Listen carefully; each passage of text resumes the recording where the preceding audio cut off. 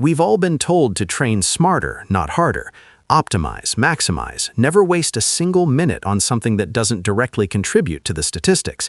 But what happens when the smartest, most elite professional athletes, the ones tasked with playing a grueling 162-game season plus playoffs, deliberately choose the hardest training, the kind that hurts, not because it directly improves their sprint time by 0.1 seconds, but because they need to simulate failure and fatigue?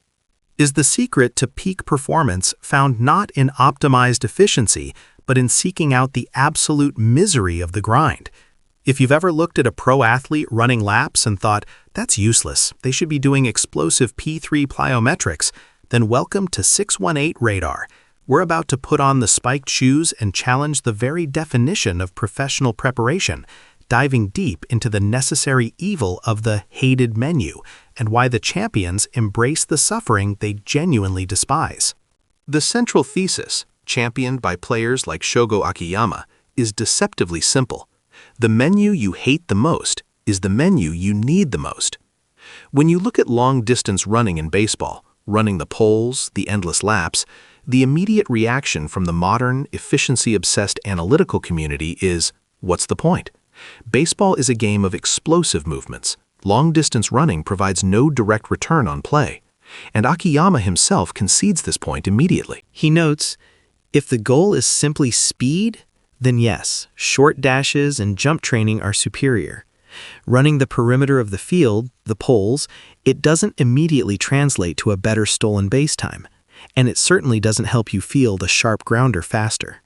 But that is missing the entire context of endurance and durability in a professional league.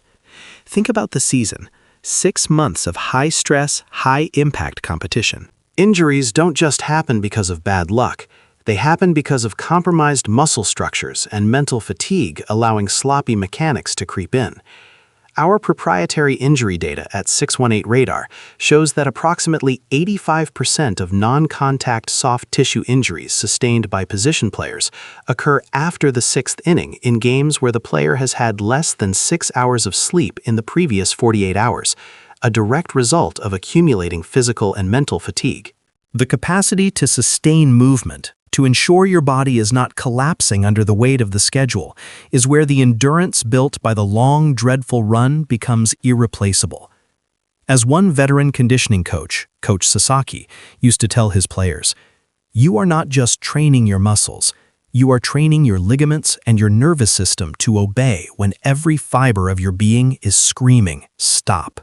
If you cannot control the engine at mile 5 of a hated run, how will you control your body in the bottom of the 9th, down by 1 run with the bases loaded? But the counterargument is relentless, especially on online forums and in the data-obsessed minor leagues. The chorus screams, it's just effort theater, or yattakan, training to look like you're trying, not training to improve. They call it a relic, a nostalgic hangover from the Showa era when training was synonymous with arbitrary suffering. One prominent online critic argues, running laps is big body running. That's for marathoners or maybe football players who need continuous output. Baseball demands precision. We should prioritize biomechanically optimized training regimes that yield a measurable increase in bat speed or lateral agility. And this is where Akiyama delivers the devastating rebuttal, moving beyond the physical into the psychological, hitting the true climax of his philosophy. He reveals that the necessity of the hated menu skyrockets specifically during the off-season. During the season, players are constantly worn down, not just physically, but mentally. The unrelenting pressure of the box score, the media scrutiny after a slump, the constant travel, and the weight of the fan expectations collectively deplete a player's mental resilience. These are stressors that elevate cortisol and genuinely drain physical energy. But what happens when the season ends? That stress is almost entirely removed. The player gets rest, eats better, and is mentally free from the daily grind of failure statistics. Akiyama notes, when you are mentally free, the physical toll is significantly reduced. You don't get the same level of profound fatigue. This is the plot twist. The hated menu, the long-distance running, is not just conditioning, it is a stress manufacturing tool.